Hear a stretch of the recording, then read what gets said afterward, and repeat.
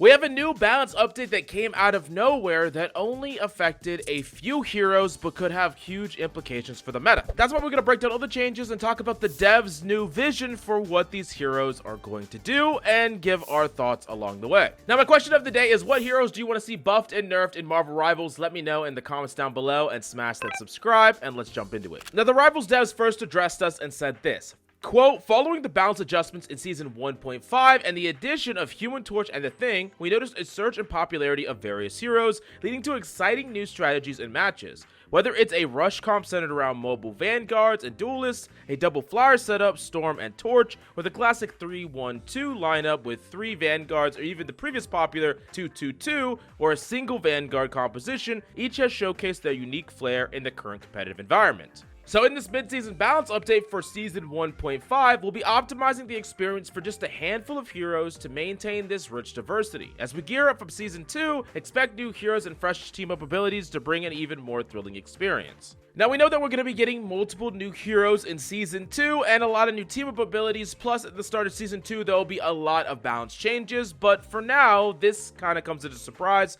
3 different heroes are getting surprise changed, and let's talk about them. First off, the Human Torch. So they said, quote, this fire hero is getting a boost to his primary attack damage output and ultimate ability, enhancing his solo takedown potential. So they're increasing his fire cluster projectile speed from 120 meters per second to 150 meters per second, and the count from 12 to 14. Specifically, the projectile count, that means that there's going to be more of them, and you're going to hit more of them on average, which means you're going to do more damage, and they're going to be easier to hit because of the projectile speed increase. Now, they made his ultimate supernova a little harder to get from 3,400 to 4,000, but that's going to be mostly offset with the increase in projectile count and the increase in just hitting your shots more. And then there's going to be an increased activation wave damage from 70 to 80 and flame tornado damage from 100 per second to 120 per second. Now, I think that the Human Torch undoubtedly needed a buff, and this is a really good direction because Human Torch is, in my opinion, the weakest released character, even weaker than Reed, and that might be a hot take, but I mean, come on, compare the Human Torch to other flying characters like Storm.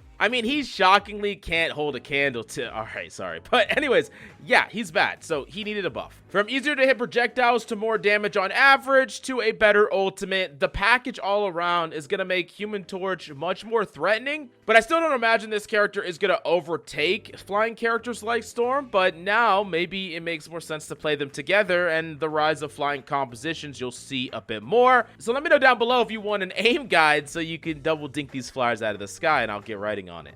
Oh yeah, speaking of flyers, Iron Man is set to get changes. So they said this, quote, the Iron Avenger will see slight adjustments to his primary attack in both states, balancing his mid-range offensive capabilities. Decrease the Repulsor Blast Stage 1 and 2 direct hit damage from 55 to 40, increase spell field damage from 35 to 50. Now decrease the stage 3 direct hit damage from 65 to 50 and increase the spell field damage from 40 to 60. Now if you're confused what this is, so there's actually 2 stages to Iron Man's blast. After he shoots his one-handed repulsor twice in a row, the next one will be a 2-handed repulsor blast that has different sets of damage value, the more you know.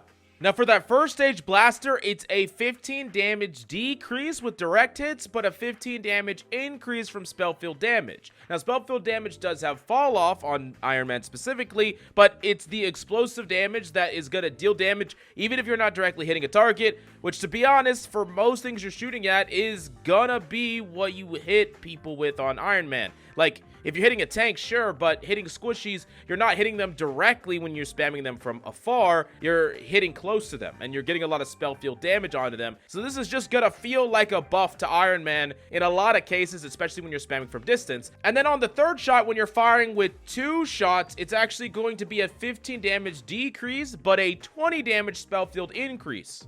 So what does this actually mean? If you're hitting directs with the first and second shot in a row, you're going to be doing the same damage with a direct. But for every other situation, you're going to be doing more spell field damage, which is going to feel like a buff the vast majority of the time. It's actually going to be a rather massive buff to Iron Man. And then on that third shot in a row, when you fire with both your hands, you are actually just going to be doing more spell damage than you were doing before by 5. So it's going to be better whether you hit direct or not. but it's gonna feel a lot better even if you're like not hitting them direct. So Iron Man is gonna be way better at just poking from distance at squishies and capable of killing squishies a lot easier. Now, that being said, they're also going to decrease his Repulsor Blast Armor Overdrive direct damage, and Armor Overdrive is his E ability, not the Gamma one, so not the one with Hulk. It's going to be a direct hit damage decreased from 55 to 50, and increased spell field damage from 55 to 65. Once again, this is going to be a buff because you're losing 5 damage with direct hit damage, but you're getting 10 damage with that spell field damage, which means not direct, it's going to just do flat out more, and if it is a direct, is actually going to do 115 per shot. Now, really, this is going to make Iron Man so much more powerful in the neutral. Like, for a while, Iron Man has just been a character that has been very beam dependent, where your primary spam was just mostly ignored, but this is not how it was in the beta. It actually wasn't like this at all. Iron Man was a character that could constantly apply pressure and constantly overload enemy support resources to the point where if he was uncontested, he would either whittle them down or he would get an ultimate and then just get a really fast mid-fight ultimate and win the fight that way. Iron Man hasn't really been like that in quite some time, and this puts him back in that direction quite a bit. I really do think that this makes Iron Man way better. All right, I got the comp. Triple flyer with Human Torch, Storm, and Iron Man, and like a single cap with 2 supports. What do y'all think? No? Yeah? I know it's gonna be a nightmare to play against. I know that.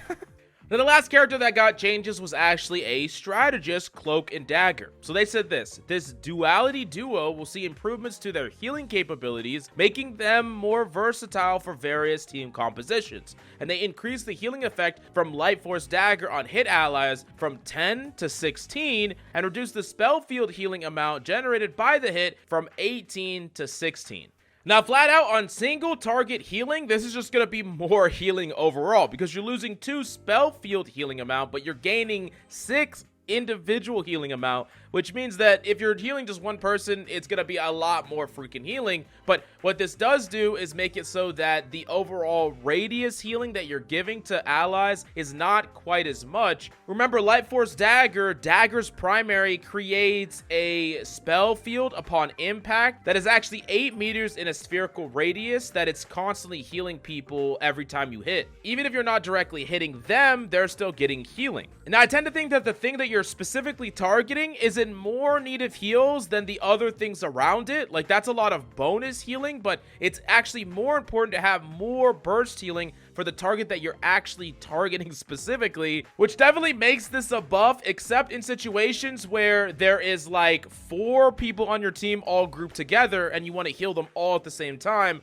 In that case, it is going to feel a little bit like a nerf, but I think that those scenarios don't happen nearly as much as your tank is too low and you're like, I need to heal this tank up to max, or my DPS is under attack and I want to burst them more. This is going to be a buff to that, and it's not really going to be a massive hit to the other aspect, only from 18 to 16. So overall, I really do think that this is just going to be a buff to Cloak and Dagger. Now, some of you might think this is too early because we just moved away from a Cloak and Dagger meta, and Cloak and Dagger is fine as they are right now, but really, if we look at the really powerful supports right now, I think Cloak and Dagger falls quite a bit behind them and has been ever since that mid-season patch. So I don't actually mind this change, but yeah, keep in mind that Cloak and Dagger does get a fair bit better at enabling flyers now, right? Individual targets that are in the air. So yeah, the flying meta is here. I'm gonna clickbait the title like that, but it's kind of true. So yeah.